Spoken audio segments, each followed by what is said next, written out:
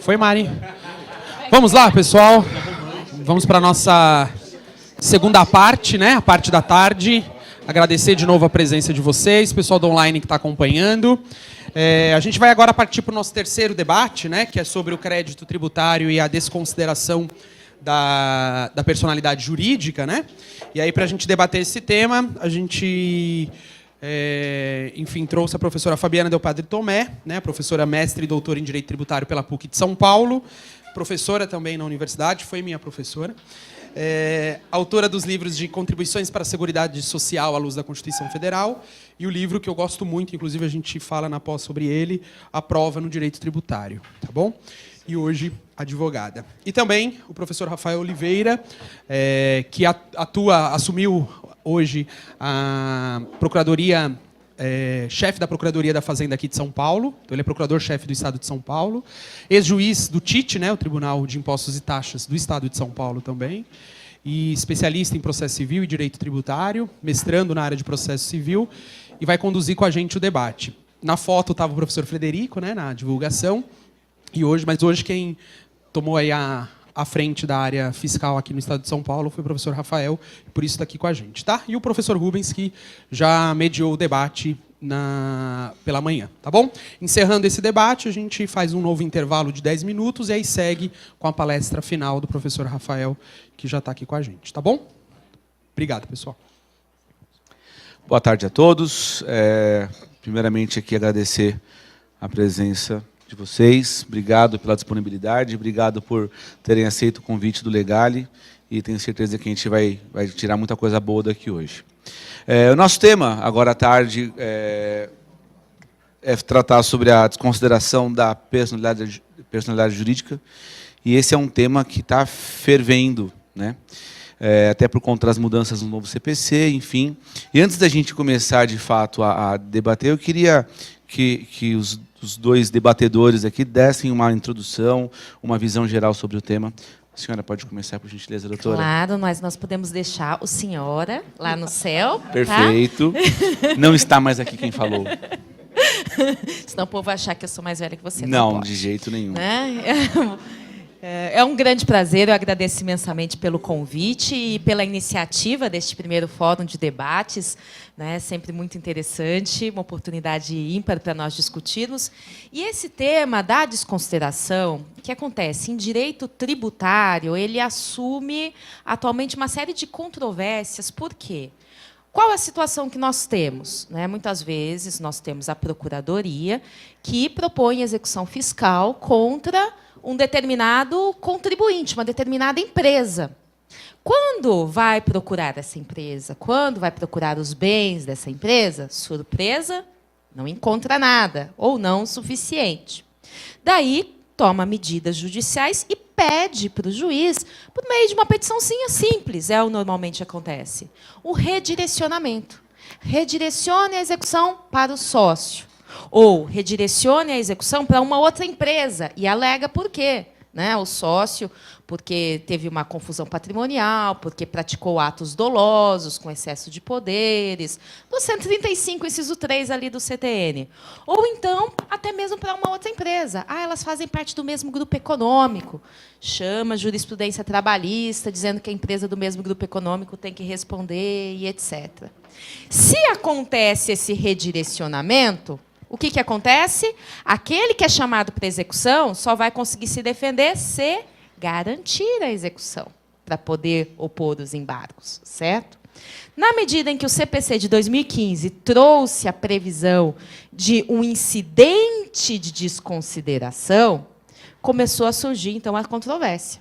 Será que a Fazenda Pública pode, simplesmente, por uma petição, pedir ao juiz: olhe, redirecione a execução para esse sócio, ou redirecione a execução para essa outra empresa nos autos da execução, e a empresa ser chamada, já integrando a execução e, portanto, precisando garantir para se defender, ou precisa instaurar um incidente, ou seja, ela pede esse redirecionamento, mas esse redirecionamento só seria efetuado depois de dada a oportunidade, o prazo para o que vai ser chamado se defender, apresentar provas ali e haver antes um contraditório para que, sendo decidido que ele é responsável, aí sim ele seja chamado. Ou seja, precisa antes uma decisão e uma defesa, uma ampla defesa e um contraditório a respeito disso.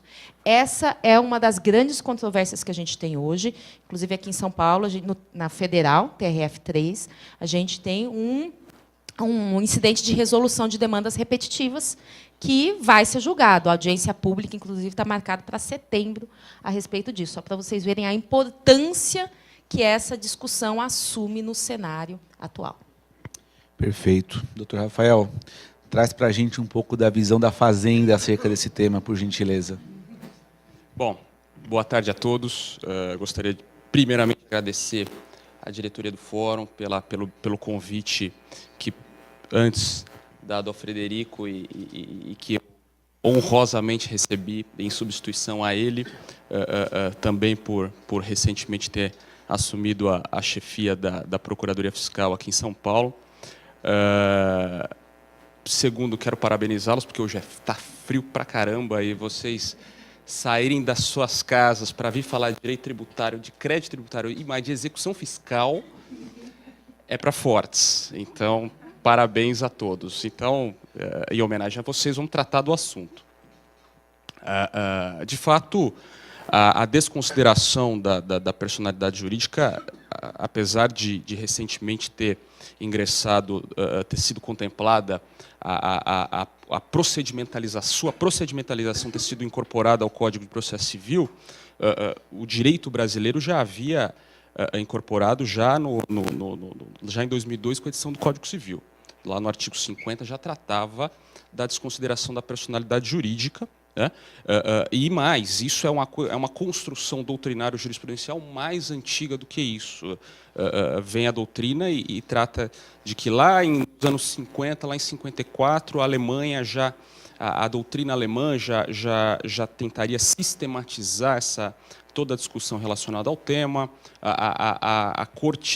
O Poder Judiciário na Inglaterra, nos anos 60, pelo caso Solomon versus Solomon and Company, famoso caso que todo mundo comenta, já havia, de uma certa maneira, tratado isso em termos de jurisprudência. Então, nós incorporamos o assunto, né, para o direito brasileiro, que é buscado, que tem como pressuposto duas situações muito objetivas, quais sejam uma sob o prisma subjetivo, que é o intuito do abuso do uso da pessoa jurídica, né?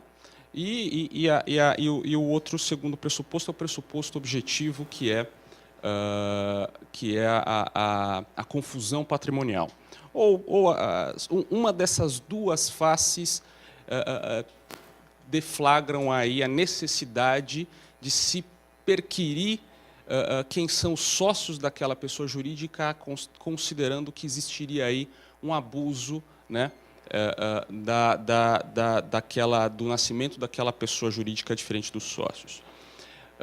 Esse assunto, a desconsideração, e depois também do redirecionamento, que eu vou ser muito sincero, eu já adianto, eu acho um nome horrível, eu não encontro em nenhum lugar, em nenhum livro, tema um instituto de redirecionamento. Eu posso encontrar responsabilização, atribuição e etc., mas redirecionamento não encontro. Então, eu já adianto que a minha perspectiva não é pelo redirecionamento, mas pela responsabilização, a outra discussão. Mas, enfim, redirecionamento, responsabilização, desconsideração, tudo isso, e aí a gente vai agora caminhar pelo debate, a gente vai discutir quais são os pressupostos, quais são os fundamentos e quais são as possibilidades fáticas do seu enquadramento em um ou outro, ou se as duas coisas são a mesma coisa, né? O fato é o seguinte, que eu gostaria de deixar claro já de início: seja com desconsideração, seja responsabilização, redirecionamento, isso é exceção a um princípio geral da autonomia patrimonial da pessoa jurídica. A pessoa jurídica,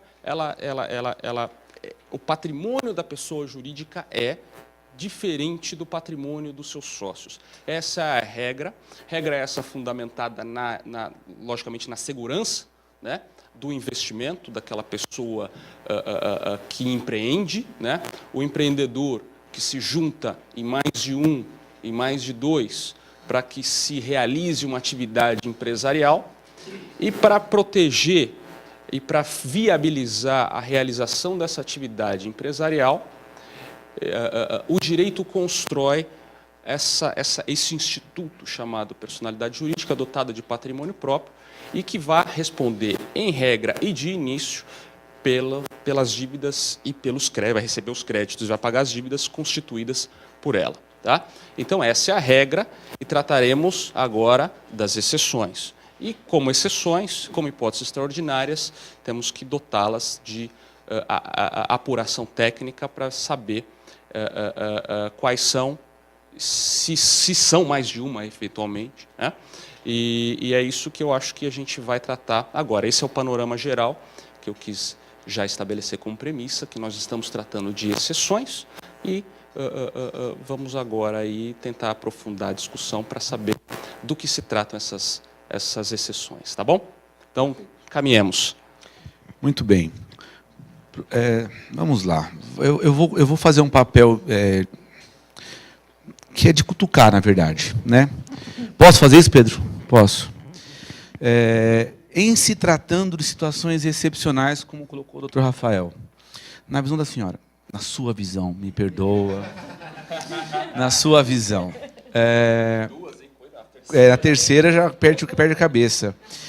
Me diga, na sua visão, quais são essas situações que autorizam, né, essa exceção, e especialmente pensando no nosso aluno, no pessoal que está em casa, que nem sempre atua efetivamente na área, né? Quais são essas exceções que autorizam? E se, na sua visão, a Fazenda, né, vamos cutucar, né? A Fazenda ela atende a essa expectativa de exceção ou, em regra, não é assim que a gente vê na prática? Minha pergunta. Bom, vamos começar pela parte da não cutucada, né? Quais são a parte mais fácil, né? Que é quais são essas regras, essas exceções, né? Então, como disse muito bem o professor Rafael, nós temos uma regra que é pessoa jurídica e pessoa física são distintos, são entes distintos, cada qual com seus direitos, deveres e patrimônio. Então, se eu sou sócio de uma empresa, o débito é da empresa, o débito não é meu.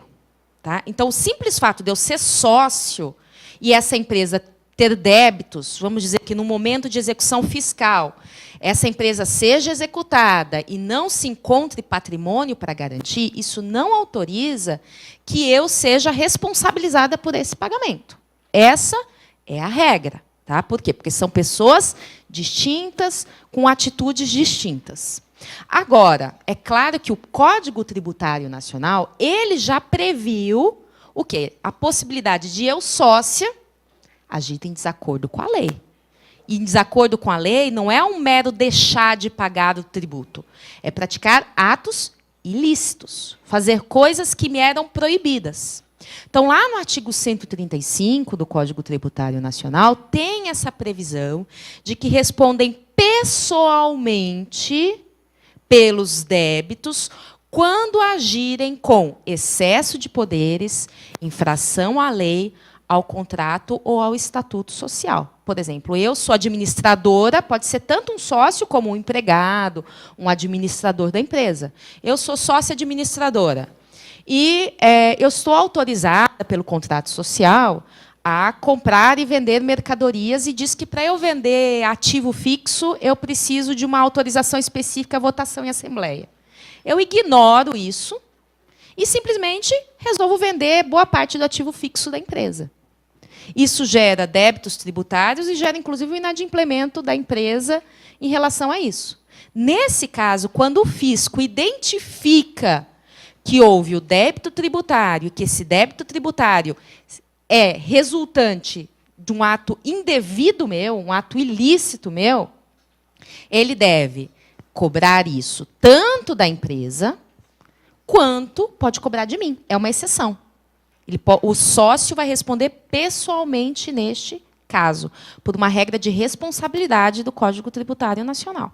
Além disso, E se nós estivermos diante de uma outra situação em que não é o sócio, o tal do grupo econômico? Né? Hoje, o que é o grupo econômico? O grupo econômico, no final das contas, é o que nós temos vivenciado hoje, para simplificar, que é uma empresa ser sócia de outra.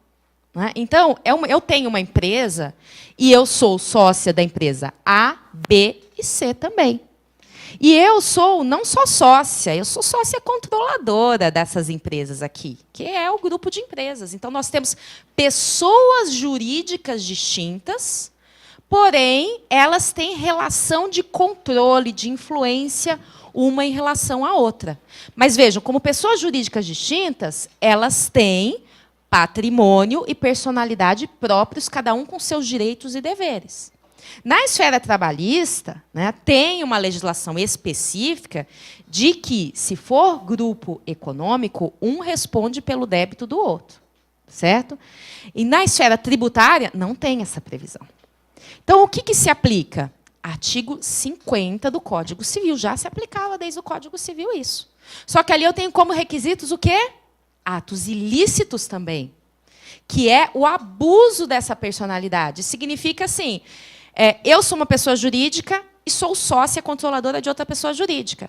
Só que, ao exercer esse controle, eu ultrapasso os limites. Eu pego o dinheiro de uma pessoa jurídica, transfiro para outra, compro com o dinheiro de uma o patrimônio da outra.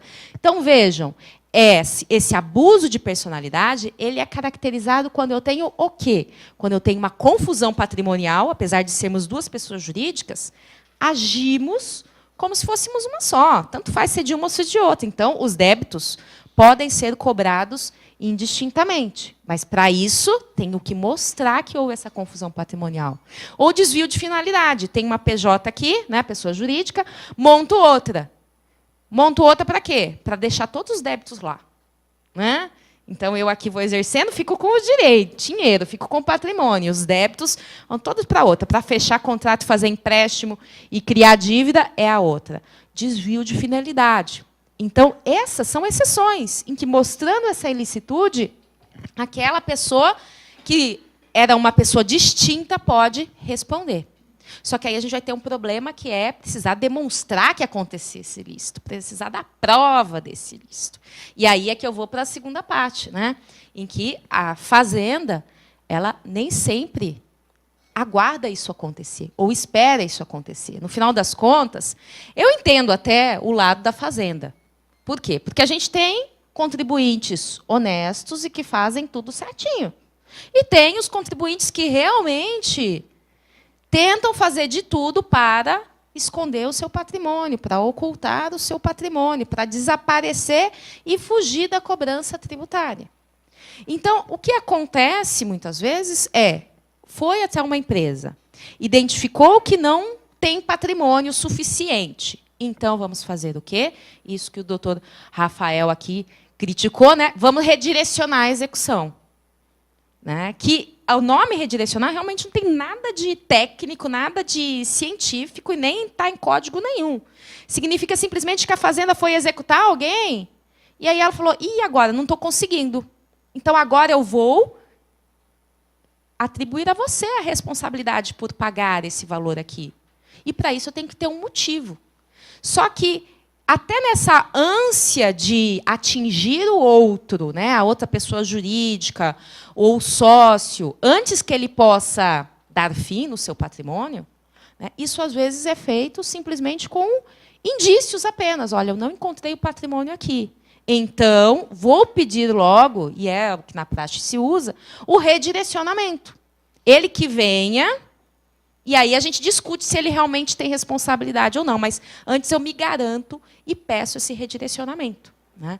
Então, tem os dois lados da moeda. Tem essa postura de, vamos dizer, de eficiência da administração, da fazenda pública, vamos logo atrás de todo mundo, quem pagar, pagou. Né? Quem a gente conseguir, conseguiu. E tem o lado do contribuinte. Eu, como sou advogada, vivencio com os contribuintes, né, que precisam, vamos pensar, antes de desconsideração desse incidente em si, sendo chamado na execução, falo, e agora?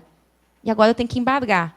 Mas, para eu embargar, eu tenho que garantir. E aí começa o problema de tudo. E aí penhora, né? Bacen-Jude, penhora das contas bancárias, penhora de faturamento, criando uma dificuldade. Então, talvez o grande problema seja como conciliar a eficiência da arrecadação com também o direito dos contribuintes que sejam honestos e estejam ali no exercício regular de suas atividades.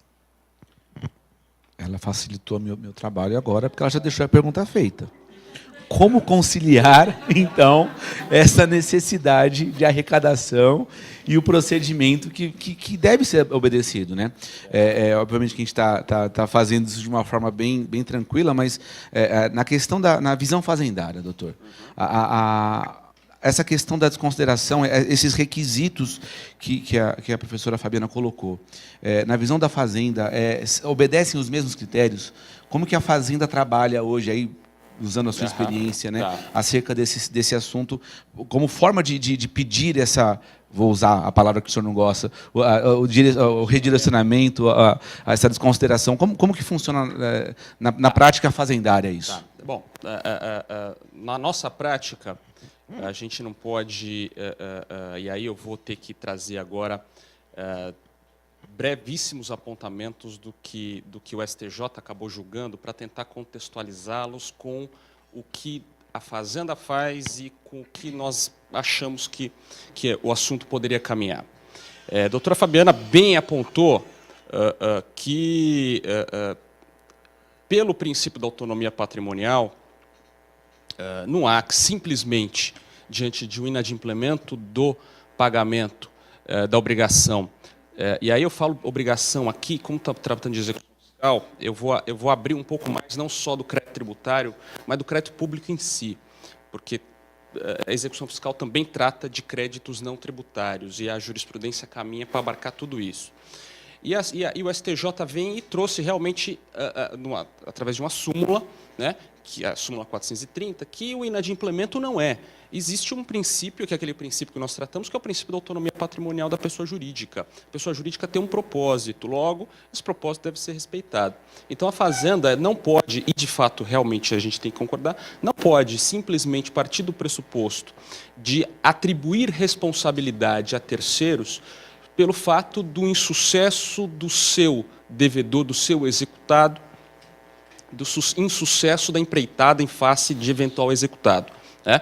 Não é porque eu não consegui a persecução do crédito em fase da pessoa jurídica que, por si, eu poderia perseguir aquele valor, aquele título em face dos seus sócios. Então, com relação a inadimplemento, a Fazenda, pelo menos lá no estado de São Paulo, a gente é bem tranquilo com relação à impossibilidade de se perseguir sócio simplesmente pela falta pelo insucesso na cobrança da execução fiscal em face da pessoa jurídica. De outro lado, vem aí, e logo 5 súmulas depois, veio a 435, e que trata de uma hipótese específica, que é a dissolução irregular, que é uma ilegalidade. E esse ponto, essa ilegalidade, sem entrar na discussão, depois entraremos na discussão sobre o conteúdo normativo do 1353, mas a súmula 435 é um indicador.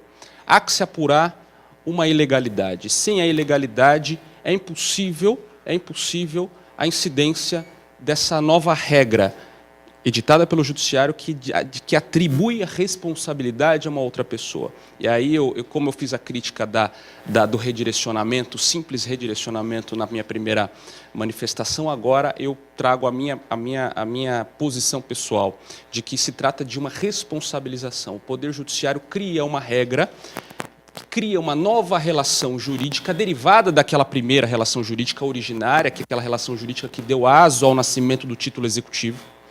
Essa segunda, que é uma relação jurídica de responsabilidade, de atribuição de responsabilidade, tá? Tem regramento próprio. Ele não tem necessariamente relação direta com a primeira. A primeira relação também pode ser uma relação de responsabilidade, uma imputação, uma multa, por exemplo, que está sendo cobrada, mas na execução fiscal, não raras vezes, isso não se trata de ato ilícito, se trata de tributo.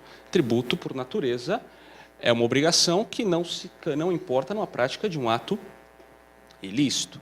Logo, essa segunda relação jurídica criada de natureza processual, acredito eu, tá? Essa relação de atribuição de responsabilidade, ela deve ser fundamentada, e por ser de responsabilidade, deve ser fundamentada no elemento ato ilícito.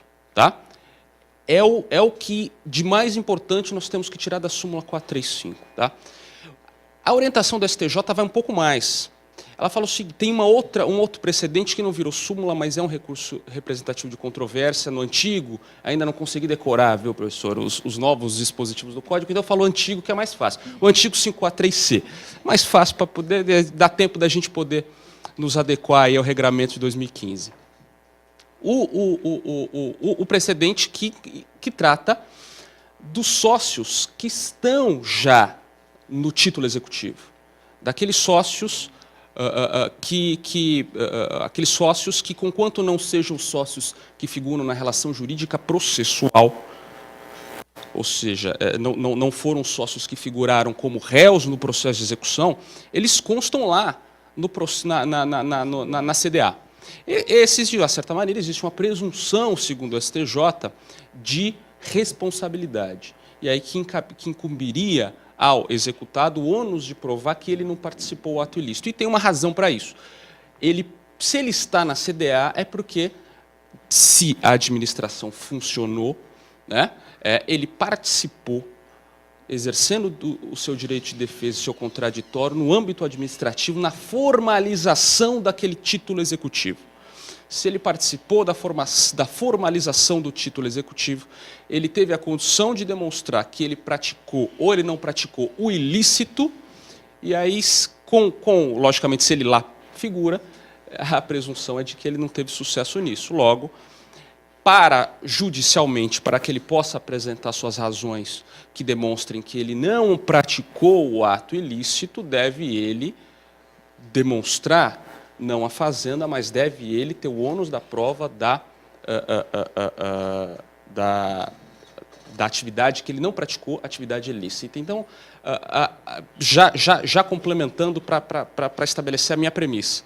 A minha premissa, então, para fins de responsabilização de sócios, para responsabilização a existência do ato ilícito. O ato ilícito ou provado no processo, porque a súmula 435 ela é o grande indicativo, a dissolução irregular. A dissolução irregular é um fato jurídico que aconteceu no processo. Aconteceu lá fora, mas ele está provado no processo. Nem vou entrar muito de falar em provas, porque a professora Fabiana sabe tudo do assunto. Mas é um assunto provado no processo. O assunto está ali ele foi devidamente provado, e ali incumbe ao réu, o novo executado ali, a demonstração de que não foi ele. E no outro caso, o ato ilícito foi o ato ilícito anterior, aquele que ele figurou como sócio na pessoa jurídica, que ele figurou como sócio, que ele figurou no título executivo. O ato ilícito anterior, o ato ilícito ele vem no nascedouro do título, ele vem com o nascedouro da obrigação pública, vamos colocar a obrigação tributária ou não tributária. Então, para mim, responsabilização é apuração de ato ilícito, tá? É atribuição de responsabilidade em relação ao ato ilícito. Falamos nas minhas considerações anteriores que os pressupostos da atribuição, da desconsideração da personalidade jurídica, não é a apuração de ato ilícito em si, é o mau uso da pessoa jurídica em si. O problema não está fora isso, o problema é centralizado no uso da pessoa jurídica, ou com o desvio da personalidade ou com a confusão patrimonial. O ilícito está aí, e na responsabilização há uma amplitude, um aspecto espacial muito maior do que isso. Tá? Por isso eu acho que, conquanto são duas exceções à regra do princípio da autonomia patrimonial da pessoa jurídica, tratamos aqui de dois institutos diferentes, tá? Eu não excluo o uso da desconsideração da personalidade jurídica na execução fiscal. mas eu acho que eu usaria dentro do quadrante que ele foi criado, que é o quadrante do desvio de finalidade da pessoa jurídica ou da confusão patrimonial. A apuração de ato ilícito, seja ele o ato ilícito anterior na formação do crédito, na formação do título executivo, ou aquele ato ilícito provado no processo, súmula 435 de solução irregular da sociedade, esse ato ilícito, eu acredito que foge, isso aí é uma responsabilização, foge do propósito da desconsideração da personalidade jurídica, e isso, dentro do que estabeleceu a orientação do STJ, para se estabelecer o que é ônus de um, o que é ônus de outro, deve ser apurado dentro da relação sem incidente, por requerimento da Fazenda, dentro da relação executivo-processual. Muito bem. Espero não ter confundido. Não, acho que foi ótimo. A explanação foi perfeita. A senhora comentou... Desculpa. A senhora está lá no céu. Tá vendo? Terceiro Perdi a cabeça. tom. Vou pedir música no Fantástico. Você colocou a questão da alteração do CPC, né? A criação do incidente. E até mencionou a questão do repetitivo que está para ser julgado lá no tribunal. Qual que é a sua visão acerca desse instituto na execução fiscal ou na cobrança do crédito tributário? Ótima pergunta, até porque oportuniza aqui a nossa dialética, né? Que é a intenção aqui do nosso fórum de debate, senão não seria de debate, seria de concordância, né? E aí eu concordo com as premissas do professor Rafael, olha que engraçado. Mas a hora de que eu vou aplicar, eu chego a conclusões distintas. Por quê? Vamos partir da ideia lá da CDA, que ele mencionou, né? A certidão de dívida ativa, que é o título executivo extrajudicial, que embasa a execução fiscal e que tem presunção relativa de liquidez e certeza. Logo, por isso que é uma execução direta, e cabe ao contribuinte, para se defender, garantir a execução e opor os embargos e trazer o ônus da prova é dele ali, de que aquela CDA está errada. Ele tem que desfazer aquela presunção relativa. Daí, a ideia, um ponto importante que eu considero um divisor de águas. Na CDA, tem o nome do sócio.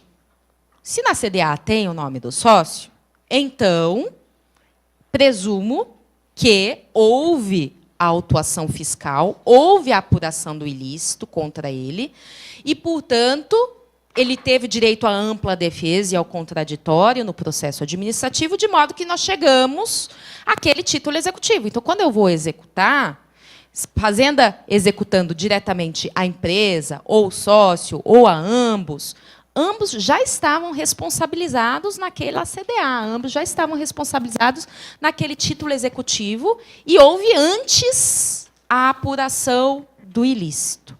Outra coisa que é o objeto dessa discussão judicial maior aí sobre o incidente é quando acontece outra situação. Acontece a propositura da execução fiscal, ou seja, a CDA, o auto de infração, ele é lavrado contra quem? Contra a empresa, contra a pessoa jurídica. Quem apresenta a impugnação administrativa? Pessoa jurídica. Quem apresenta o recurso administrativo? Pessoa jurídica. Ela não defendeu o sócio. Estava sendo acusado de nada. O que foi apurado naquele instante? Nenhum ilícito do sócio. Se foi ilícito, foi da pessoa jurídica.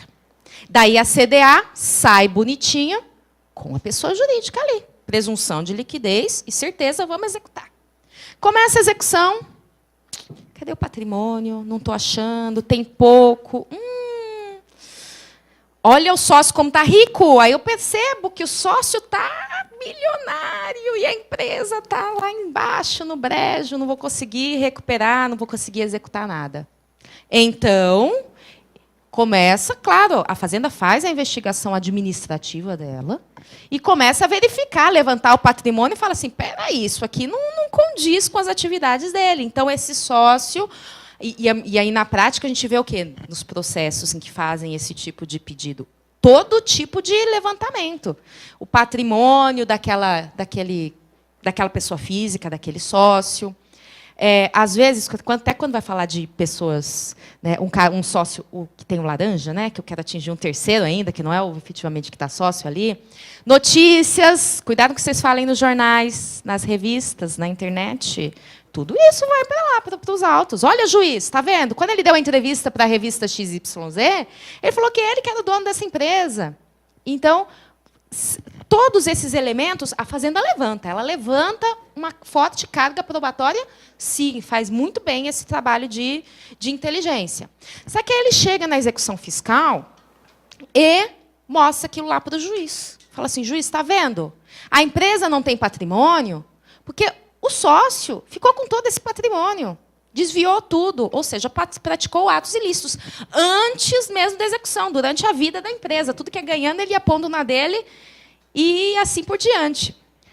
Aí, o que pede? Peço que redirecione ou atribua a responsabilidade para esse sócio. Porque, vejam, ele praticou atos ilícitos, que é exatamente o do 135. Aí chama o 135. Então, é aí que gera a maior controvérsia. Eu estou numa execução fiscal em que eu tenho uma CDA, que é a certidão de dívida ativa, o nosso título ali que tem presunção de liquidez e certeza, mas ele diz que o devedor ali é a empresa X. Para o sócio, não tenho isso. Aí vem a Fazenda, com todas as provas de um ilícito que foi ou teria sido praticado antes e que deu aso àquela responsabilização, e fala assim, então o sócio tem que ser chamado aqui. Vamos cobrar do sócio porque ele praticou atos ilícitos, com base no 135.3 do Código Tributário Nacional. E aí é que mora o X da questão. Seja dar o nome de incidente de desconsideração de personalidade jurídica ou não. Por quê? Porque uma coisa eu tenho que reconhecer. Isso não é desconsideração de personalidade jurídica. Se a gente fizer uma interpretação literal do 133 do CPC, o que é desconsiderar uma personalidade jurídica? É dizer que aquela personalidade jurídica ali, ela não vai servir para dar aquela delimitação patrimonial, porque ela abusou da personalidade ou desviou essa finalidade. Só que quando o sócio age ilicitamente durante as atividades da empresa, ele está desviando a finalidade daquela empresa, ele está abusando daquela personalidade. Então, literalmente, não é dizer assim, olha, é como se essa pessoa aqui não existisse e sócio e empresa são um só, mas é dizer, esse sócio agiu ilicitamente. Então, não é exatamente uma desconsideração. Só que essa apuração do ilícito necessário para a responsabilização, que deveria ter sido feito lá pela autoridade administrativa, não foi. E agora? Não vou cobrar dele? Se eu estiver dentro do meu prazo, sim, vou trazer o sócio aqui para responder por aquela responsabilidade do 135. Só que se fosse lá no processo administrativo, quando tudo deveria ter sido feito corretamente, ele teria apresentado a sua impugnação e o seu recurso administrativo para se defender não só da inexistência do débito, porque isso, se a empresa se defendeu e perdeu, já era, né? Mas para ele falar assim, não, eu não agi com excesso de poderes, eu não agi ilicitamente, não teve dolo aqui, não teve essa situação. Disso ele não se defendeu. Então, aí ele vai ser colocado numa execução, presumindo que ele é devedor, sem ter tido a oportunidade de ter a efetiva apuração processual, com ampla defesa, desse ilícito, né? Então, é essa a razão, até, pelo qual eu acho que geram essas divergências e geram essa problemática, né? A CDA realmente é líquida e certa, está na CDA, a discussão é outra. Mas e quando não está? Aí eu tenho que apurar o ilícito. E posso apurar o ilícito na execução? Posso. Só que aí, seja o nome que vai dar, se é incidente, desconsideração ou o quê, é dizer assim, fulano, estão querendo te atribuir uma responsabilidade aqui. Manifeste-se e produz as provas que quer fazer. Antes de dizer, estou te executando. Você só vai se defender depois de penhorar. Então, eu acho que essa delimitação é que é importante fazer no âmbito da execução fiscal. Aí, para terminar, já não me alongar demais, poderia falar assim, não, mas se chamar o sócio, ele pode desaparecer, né, se evadir. Bom, aí a gente tem uma outra medida, que é a medida cautelar fiscal. Se há esse risco do sujeito desaparecer, não é pedindo na execução simplesmente responsabilize, é ingressando com uma medida cautelar fiscal preventiva ali para ele segurar tudo ali que ele está dando a entender que vai sumir do mapa, né? São essas por enquanto. Muito bem. Doutor Rafael, e diz para a gente, então, diante até da explanação que a professora Fabiana fez, quais são as ferramentas que a Fazenda se utiliza ou pode se utilizar para instrumentalizar esse conjunto probatório que ela mencionou, que o senhor também mencionou. O senhor pode falar senhor ou não? Não, pelo amor de Deus. Você também. Pô, não dou uma certa hoje. Não vou errar nada. Não vou embora daqui com depressão. Mas, enfim, o que você entende aí que a Fazenda pode... As ferramentas, né, que a Fazenda usa e por hábito aqui em São Paulo, a gente que também milita na área, vê algumas... Mas eu queria que você falasse acerca desse ponto para complementar esse raciocínio. Bom, a professora Fabiana já adiantou. Concordamos na premissa. Mas eu acredito que concordamos mais. Eu acho, se os senhores esperavam aqui um duelo, né, a gente está bem light hoje, está bem light. Concordamos bastante. Eu caminho até um pouco mais. De fato, então, chegamos a... Eu concluo, e pelo que eu vi a professora Fabiana também caminha nesse sentido, que enquadrar essa discussão na desconsideração é observar os seus requisitos objetivamente estabelecidos. Né? Então, de fato, não é o que... Então, isso eu posso estabelecer como conclusão. Senhores, não se aplica o incidente de consideração de personalidade jurídica para discutir essas questões. Agora, de fato, a apuração da ilicitude, eu acho que é uma coisa que, pelo menos nas execuções das execuções fiscais estaduais aqui em São Paulo, é feito com bastante cuidado. Né? Isso, até eu posso passar já a experiência, o que acontece na prática. O Estado de São Paulo tinha... aqui na cidade de São Paulo, que eu respondo pela chefia da cidade de São Paulo, da comarca da capital, mais ou menos 750 mil execuções fiscais em 2011. E através de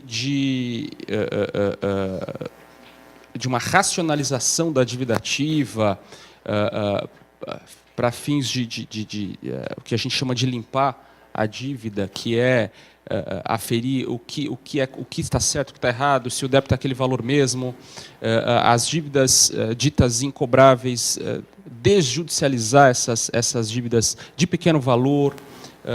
Né, aqui em São Paulo, por exemplo, não se ajuiza mais execução fiscal, e mais do que não se ajuiza, a gente falou do termo redirecionamento, que como se fosse uma criação, a gente criou o Instituto da Despropositura da Execução Fiscal, que é um fenômeno que, enfim, é muito mais voltado para eficiência administrativa do que qualquer coisa. A gente adaptou o nome, né, que aquilo que estava judicializado, a gente pediu para que não para que se tirasse da distribuição ali do distribuidor do fórum, para que nem constasse isso, para fins de que fosse cobrado de outro jeito. E aí a gente vai para outra discussão, temos protesto, temos outras formas de cobrança não judicial do débito do crédito tributário, mas a finalidade, o que aconteceu foi que de 700 mil processos de 2011, hoje em andamento mais ou menos 120 mil processos. Para que isso? Para trabalhar menos? Não, para trabalhar melhor. De fato, muitos dos posicionamentos que nós tínhamos tempos atrás era a jurisprudência defensiva do Estado. Isso é fato, isso é reconhecido, tanto que a gente adotou medidas de racionalização de trabalho.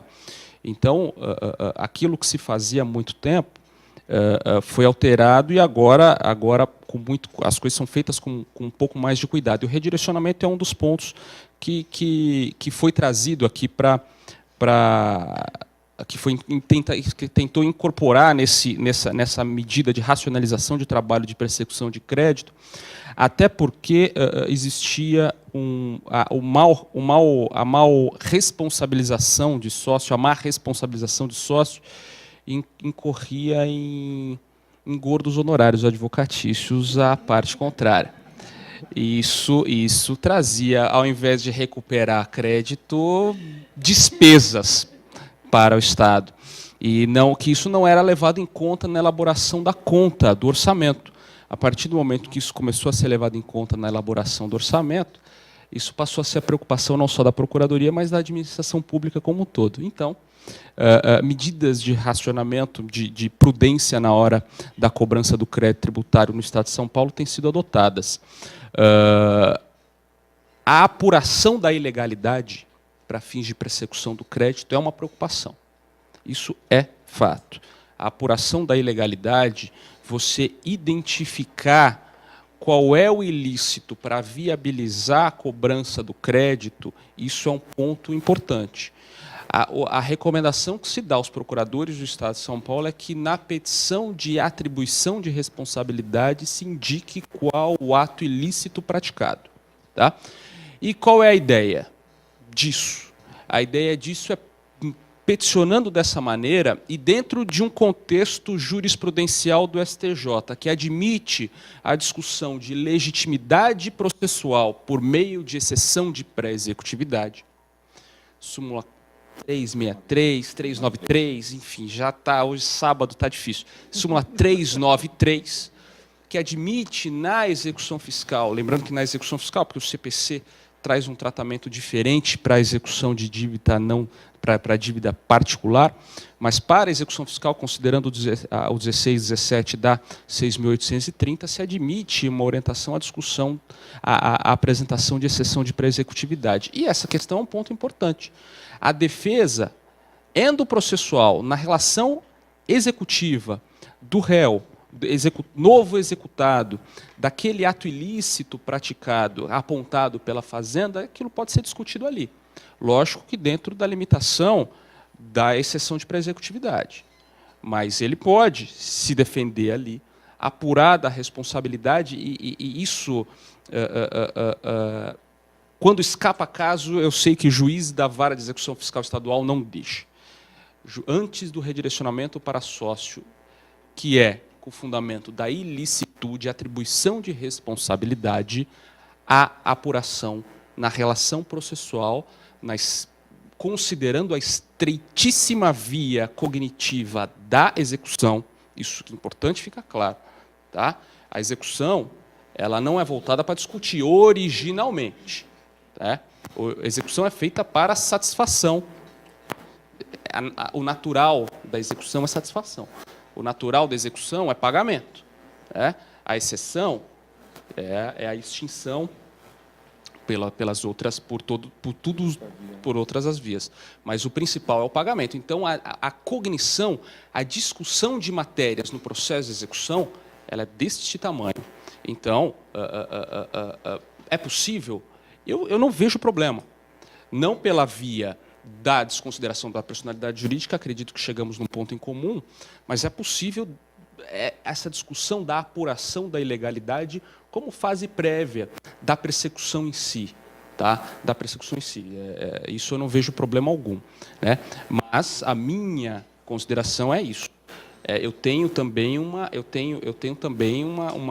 relação jurídica que me impede maiores, né, maior aprofundamento. Eu não posso considerar uma relação jurídica de caráter executivo que importe uma cognição, audiência, por exemplo, uma coisa impensada na execução judicial. Né? Então, dentro do limite do processo executivo, não vejo problema de apuração, de identificação e de prova da ilicitude como fase anterior e a persecução em si. Tá? E o meio consagrado, que a doutrina, que a jurisprudência consagrou para isso hoje, o que se dá o nome de objeção, exceção, que é queira de pré-executividade. Tá bom? Então, é essa a minha opinião a respeito da matéria. Legal. Professora Fabiana, as ferramentas do contribuinte diante desse contexto que ele colocou. Então, né, Então, a exceção de pré-executividade é uma via de defesa, só que é uma via de defesa que não propicia dilação probatória. Então, ou seja, esse é o grande problema, né? Então, nós estamos concordando aqui que podemos apurar ou devemos apurar o ilícito no âmbito da execução para poder responsabilizar terceiros? Sim. Então, a Fazenda levanta todos esses dados, chega para o juiz e mostra, na sua visão, por que aqueles dados probatórios que ela está levando, calhamaço assim, muitas vezes, tá? Gera responsabilidade por ato ilícito de um sócio, certo? Esse sócio, na exceção de pré-executividade, como que ele vai poder se defender? Então, ele foi responsabilizado, ou redirecionado, como nós falamos, à execução. Ele vai ser citado para pagar em 5 dias, ou oferecer bens à penhora, ou garantir a execução. Ele fala assim, não, eu não vou nem pagar, porque o débito não é meu, mas também não vou garantir a execução, eu não tenho nada a ver com isso. Vou apresentar aí uma exceção, uma objeção de pré-executividade, que é uma petição simples dizendo a razão pelo qual eu não sou responsável. O que ele pode provar de plano? Decadência, prescrição, que não era sócio na época. Então, poucas possibilidades, assim. Pode ter outras, sim, mas são poucas. Não que o dinheiro não passou da conta da empresa para dele. Por quê? Porque isso, por mais que ele junte um documento, o documento vai precisar ser examinado, vai precisar de uma perícia, vai precisar de alguma coisa a mais para ter ali essa troca de informações. Então, na exceção de pré-executividade, é um mecanismo de defesa reconhecido pela jurisprudência, reconhecido pela doutrina no âmbito do processo de execução, mas que a via de defesa, os elementos que podem ser objeto de discussão na exceção, são restritíssimos. Então, apesar, e aí talvez a gente chegue no ponto da nossa, finalmente, discordância. Apesar de eu entender que não é realmente uma desconsideração de personalidade jurídica, então, assim, eu até estava pensando, eu tenho uma interpretação literal desse dispositivo e uma interpretação teleológica, que se vai pela finalidade do CPC e etc. Como uma interpretação mais literal, eu concordo. Não é incidente de desconsideração. Não se aplica. Só que, vamos começar do CPC desde o início. Olha lá no artigo 9º do novo CPC. Ele vai falar que nenhuma decisão vai ser dada sem ouvir a parte contrária. Em vários momentos, o CPC ele tenta criar essa maior eficiência, essa maior cooperação, difícil cooperação de partes contrárias, mas eficiência, cooperação e contraditório. Então, o juiz não vai dar uma decisão salva de tutela de urgência, etc. Mas ele não vai dar uma decisão sem ouvir a parte contrária.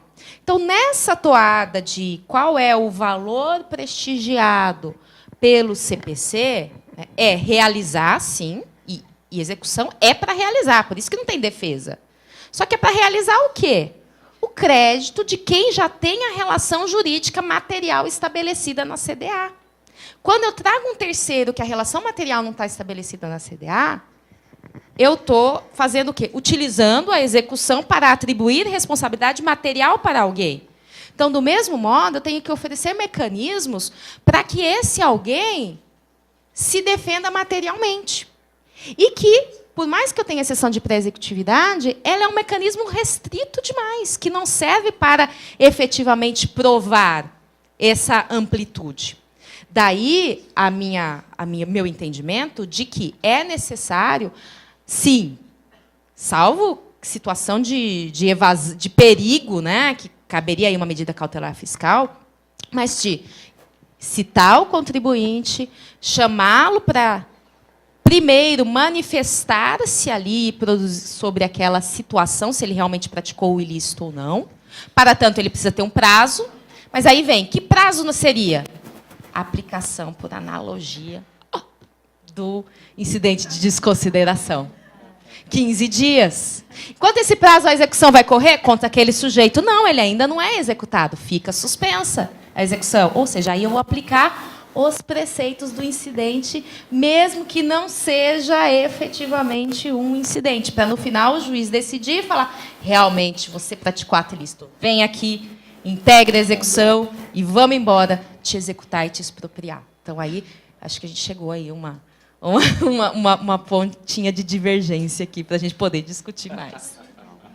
Perfeito. Esse assunto é um assunto interessante que deve ficar aqui talvez algumas semanas falando, mas diante da nossa impossibilidade, eu vou partir mais para uma ideia de conclusão. Perguntando o seguinte para você, Rafael. Considerando que o nosso grande público não é o advogado público, mas é o advogado privado. Qual que é não sei se eu vou usar a expressão correta, mais adequada, mas quais seriam, na visão da Fazenda, as recomendações na prática advocatícia para que não houvesse exatamente um conflito que levasse a uma temeridade do processo? Entende? Qual que é a visão? Eu vou já fazer a mesma pergunta para a professora Fabiana na sequência.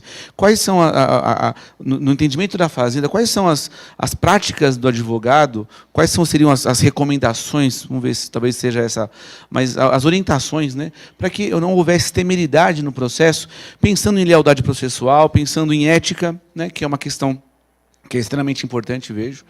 Como que a Fazenda se posicionaria nesse ponto, ou você, né? Bom, a primeira recomendação que eu faço, ou que recomendo aos advogados, que recomende às partes que pague. Ponto. Quer evitar conflito? Pague. Essa é a primeira. No processo de execução, não terá processo de execução. Essa é uma certeza. Mas, considerando que somos todos advogados, e nossa função é apontar,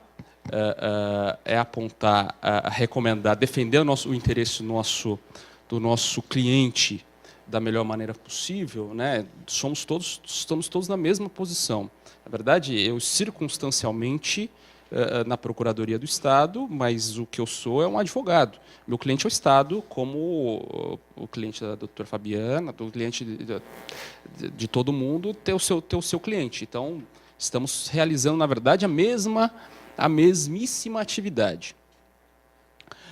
E dentro dessa premissa, por estar atuando dentro da mesma atividade, já foi trazido aqui que um dos valores do código é o valor da cooperação, é o valor da lealdade, é o valor de uma advocacia limpa, é de uma advocacia que se discuta tecnicamente os aspectos fáticos e jurídicos para um desfecho de uma causa da maneira mais justa possível. Justiça é um valor abstrato, eu acho que é justo de um lado, a outra parte é justa do outro, o juiz acha que é justo de lá, e o desembargador vai achar que é justo de uma maneira diferente do juiz.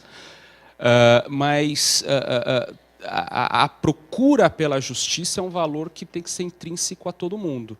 E isso faz com que a atuação de cada um dentro da sua atividade seja da forma mais limpa possível. E aí eu acho que boa parte, é lógico que quando nós falamos de morosidade, falamos de justiça ineficaz, nós falamos de uma série de fatores.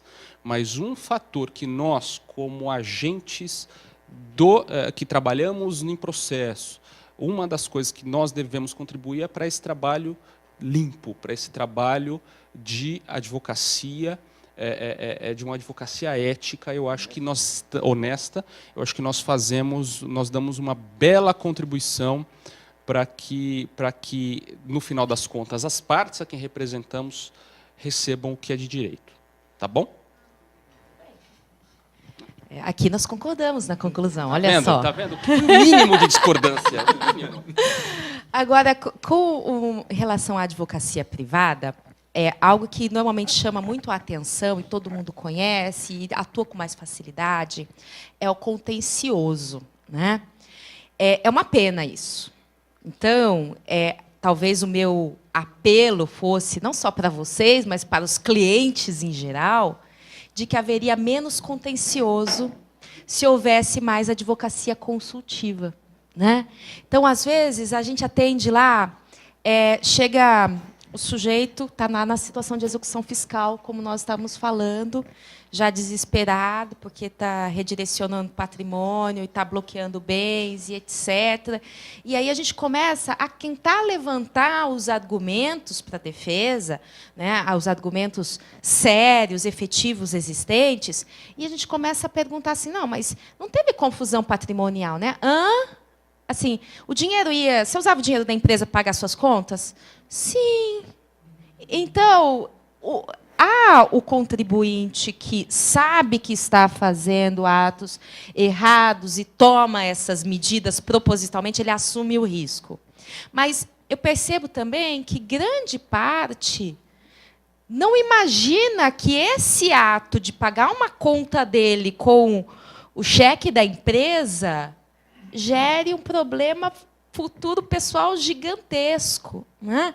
Então, ou às vezes eu vou montar uma empresa. Será que eu monto em São Paulo ou em Barueri? Vou logo para Barueri, porque lá tem incentivo fiscal, ali que é menor. Mas aí eu vou montar o quê lá? Que escritório? Em qualquer cantinho e depois eu faço tudo aqui em São Paulo? Isso vai ser desconsiderado, né? Então, eu tenho aí uma série de atividades que o contribuinte, às vezes, ouve dizer, ouve o galo cantar, não sabe bem onde é, e resolve o empresário tomar essas medidas, né? Então, uma advocacia, se vocês têm um cliente, e esse que vai aparecer para vocês por causa do contencioso, essa é a verdade. Ele vem atrás, nada do desespero. Comece a dar recomendações para ele, que antes dele tomar a medida, antes deles tomarem a decisão, antes dele realizar o negócio, eles venham fazer uma consultinha com você. Parece que ele vai gastar um dinheiro nessa consultinha, mas o barato depois sai caro, porque ele não vem te consultar e aí cria um grande problema. Então, para uma atividade menos contenciosa, eu acho que é uma recomendação assim, que a gente vê pouco acontecer e que deveria acontecer mais. Seria melhor para todo mundo, para os advogados públicos, para os advogados privados, porque aí ele ia pagar quando é devido e não pagar quando não é devido, né? Então, seria o mundo dos sonhos, né? Então, já que aqui a gente está num momento de utopia, né? Vamos pensar assim. Muito bem. Queria agradecer a exposição da professora Fabiana, professor Rafael. Acho que foi extremamente proveitoso. Não sei se o professor quer fazer uma consideração. Não? Foi extremamente proveitoso. A gente sabe, quem está na advocacia especialmente, né, não vou falar só do consultivo, mas na advocacia contenciosa, sabe as mazelas do processo. Eu tenho o processo de execução de cliente meu que tem 4 anos que juntou petição e que não andou até hoje. Não é aqui em São Paulo, no interior, mas são 4 anos com petição parada. E aí o Estado sofre com isso, o contribuinte sofre com isso, e essa justiça, essa lentidão da justiça, perdão, ela acaba trazendo problemas para todo mundo, e, eventualmente, atos como esses de desconsideração, que tragam algum tipo de prejuízo para a parte, para o contribuinte que indevidamente foi redirecionado ou responsabilizado, ou ações que, às vezes, frustram o crédito da fazenda, acabam impactando para todo mundo, né? Então, acho que essa busca nossa tem que ser incessante, no sentido de procurar lealdade no processo, inclusive, né? Mas queria, então, agradecer a professora Fabiana, professor Rafael, obrigado pela exposição, agradecer novamente ao Legale pelo convite que fez a todos nós. E, doutora, quer fazer uma pergunta?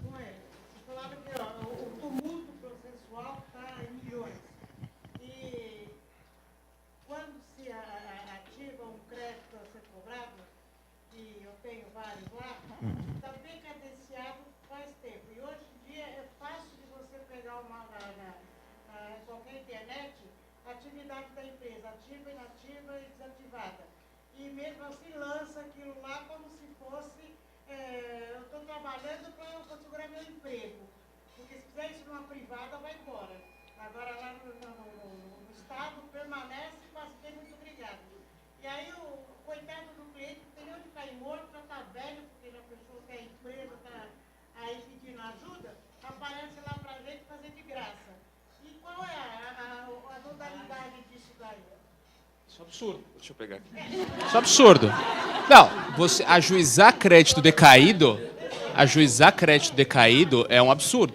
Absurdo. Dentro desse conceito de advocacia preventiva. Dentro desse conceito de advocacia preventiva, a orientação que se dá para a administração é muito clara. Essa é a mais fácil. Débito inscrito.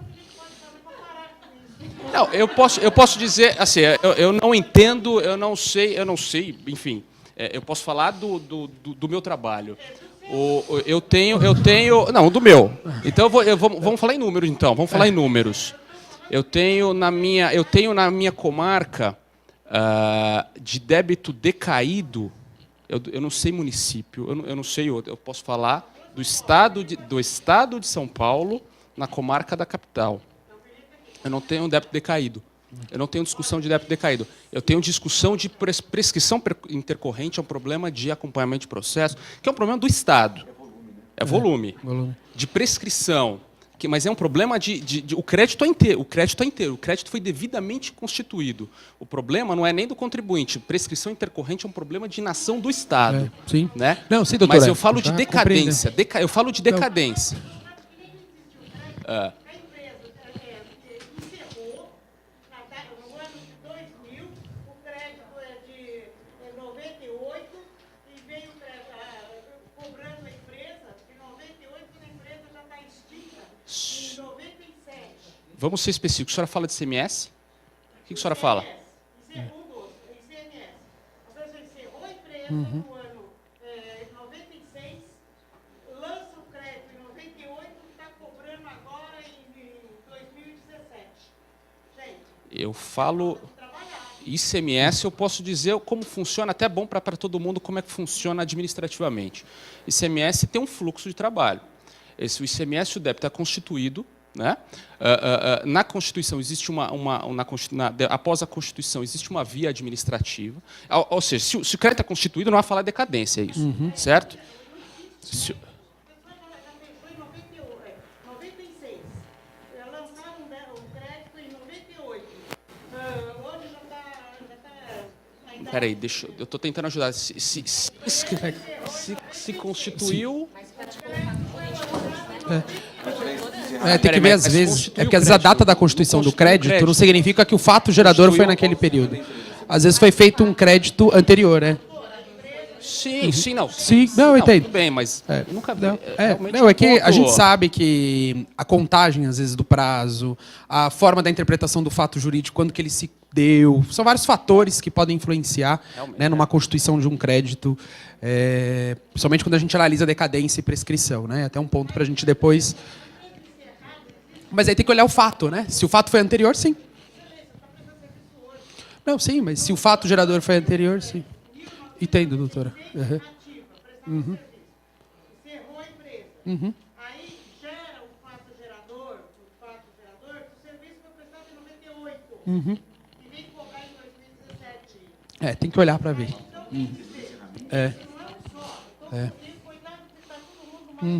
Sim. Sim. Aí o que acontece? Quem é que pega por isso aí? A gente trabalhar de graça e... Não, tem que olhar para ver. A gente entende, mas tem que olhar os casos particulares para... Aí vai um pouco mais Doutores, até só para a gente acompanhar esse tema, né, desconsideração da personalidade jurídica. A gente comentou antes do almoço a questão da criação, né, de holdings familiares, holdings patrimoniais para fazer a gestão da empresa, e até com o intuito, às vezes, de uma arrecadação tributária mais justa, mais planejada. A gente, no Legale, vai criar, né, já criamos o MBA a partir de agosto. Eu comentei isso no período da manhã, mas algumas pessoas questionaram, exatamente para falar um pouco desse planejamento, né, alguns cuidados que a empresa, o empresário tem que ter na hora da criação de uma holding, até mesmo do planejamento empresarial, né, como a professora Fabiana comentou, às vezes atos que ele comete no dia a dia, ser tão pequenos, ele não percebe a extensão que isso pode dar, né? O prejuízo que isso pode causar. Então, é mais essa vertente que a gente deve abordar no MBA a partir de agosto, tá? Então, é uma área que está em crescimento muito forte aqui em São Paulo e no Brasil, que é essa questão, né? Consultiva, muito mais para proteger e para prevenir do que esperar que realmente se converta numa questão contenciosa, né? E a gente vai falar sobre isso no MBA, tá bom? Professores, muito obrigado mais uma vez pela presença. Agradecemos. A gente vai agora fazer um novo intervalo de mais 10 minutos e, na volta, a palestra do professor Rafael a respeito do que vamos aí aguardar com relação à reforma tributária, tá bom? Até já, pessoal. Obrigado.